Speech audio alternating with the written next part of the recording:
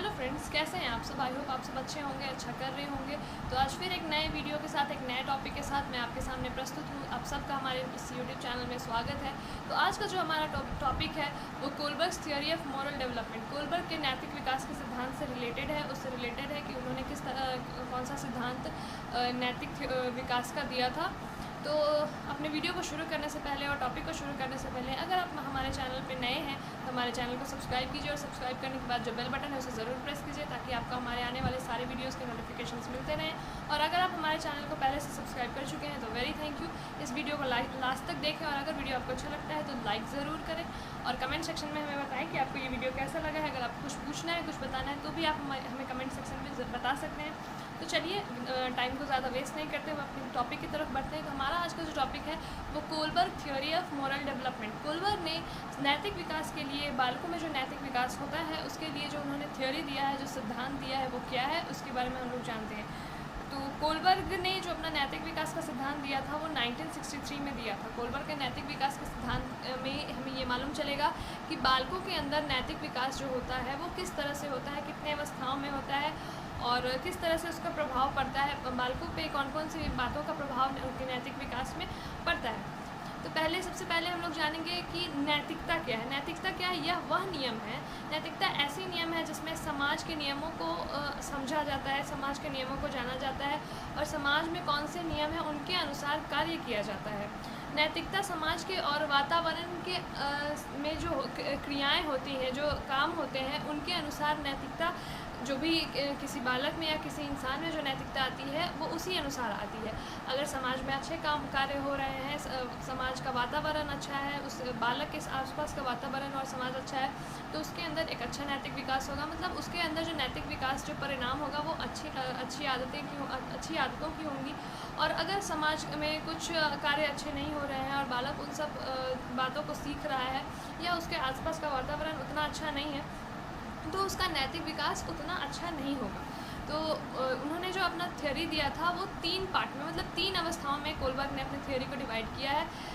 सबसे पहली अवस्था है प्री कन्वेंशनल स्टेज, पूर्व परंपरागत अवस्था। दूसरी अवस्था है कन्वेंशनल स्टेज, परंपरागत अवस्था। और तीसरी जो अवस्था है उन्होंने बताई है वो है पोस्ट कन्वेंशनल स्टेज, मतलब उत्तर परंपरागत अवस्था।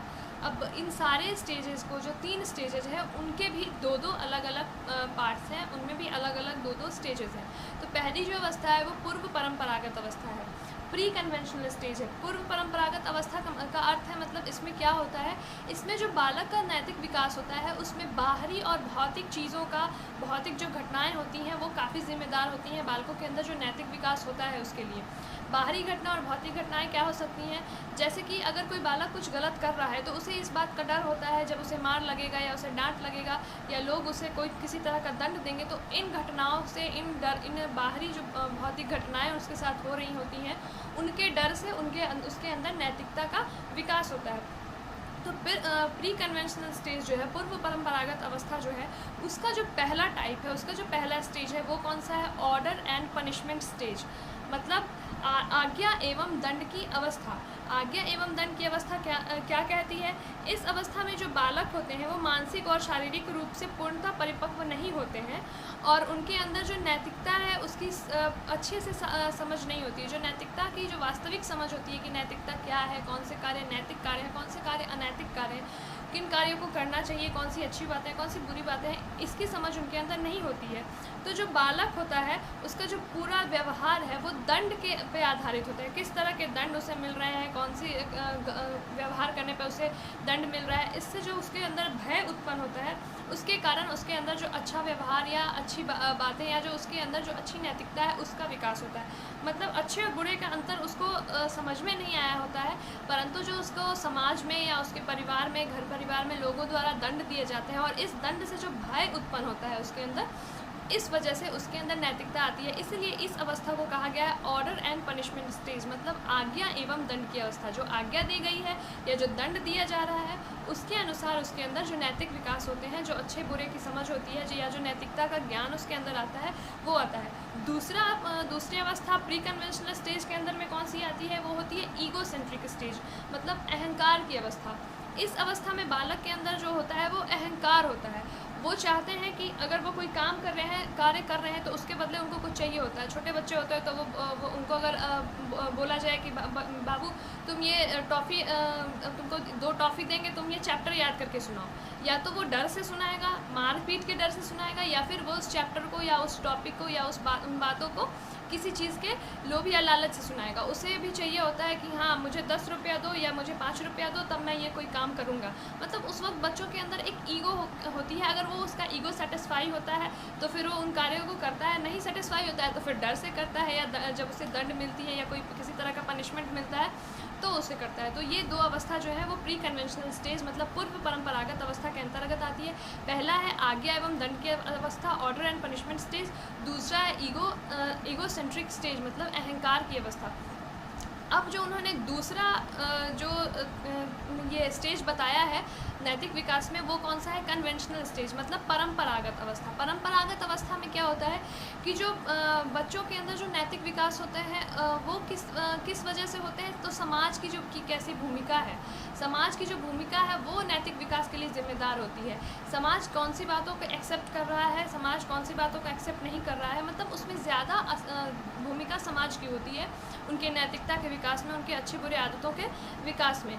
तो इस स्टेज को भी उन्होंने 3 पार्ट में डिवाइड किया, 2 पार्ट में इस स्टेज को भी डिवाइड किया है।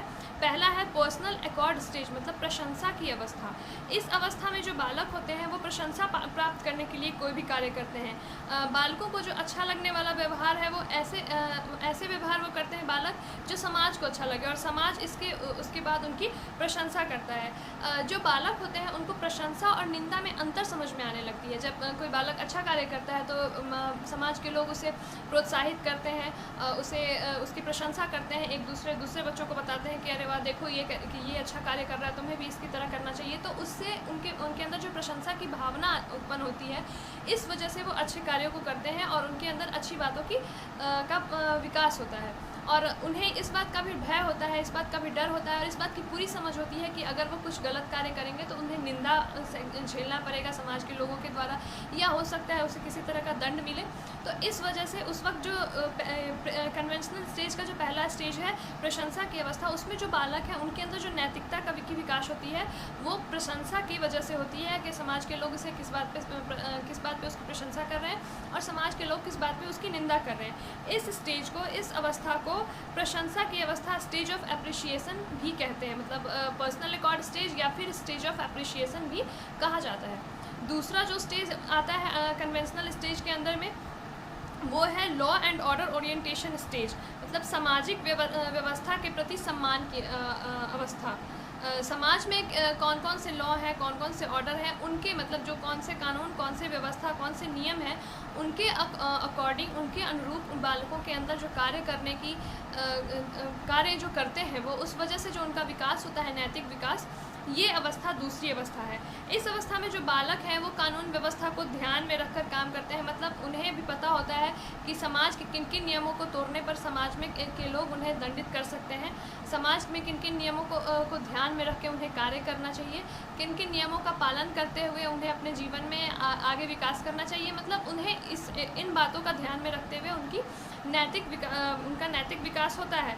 जो भी बालक है उसमें इस अवस्था में जो कार्य करता है, इस अवस्था का जो बालक कार्य करता है वो सम्मान प्राप्त करने के लिए कार्य करता है। मतलब उसे पता है कि मैं अगर इस नियम को, समाज का ये नियम है, उसे अगर तोड़ूंगा तो मुझे सम्मान नहीं मिलेगी, मुझे अपमान झेलना पड़ सकता है, और अगर इन सारे कार्यों को मैं समाज के नियम के अनुरूप करूँगा तो मुझे फिर सम्मान प्राप्त होगा। इस अवस्था में जो भी बालक है वो जो कार्य करता है वो अपने स्वयं की एक पहचान स्थापित करने के लिए करता है कि अगर मैं अच्छा कार्य करूँगा तो उनकी पहचान होगी। अगर समाज में 10 बच्चे हैं तो समाज के लोग उन 10 बच्चे में उनकी एक अलग छवि बनेगी, एक अलग पहचान बनेगी, और लोग उसे सम्मान की नज़र से देखेंगे और दूसरे बच्चों को उसके जैसा बनने के लिए कहेंगे, या फिर उसके जैसा उदाहरण देंगे, उसके जैसा बनने का उदाहरण देंगे।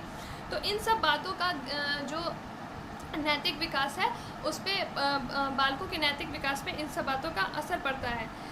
इस अवस्था में जो बालक होते हैं अच्छे और नैतिक व्यवहार को महत्ता देते हैं। मतलब जब उन्हें जब इन बातों का समझ होने लगता है कि समाज में लॉ एंड ऑर्डर्स जो हैं, जो समाज के नियम कानून हैं, उनके अतिरिक्त उनके अंतर्गत उन्हें कार्य करना है, तो फिर वो अपने सम्मान के लिए कार्य करते हैं, वो अपनी पहचान बनाने के लिए कार्य करते हैं और ऐसे कार्य करते हैं जिससे उनका नैतिक व्यवहार अच्छा दिखे और समाज का कोई नियम या कानून नहीं टूटे।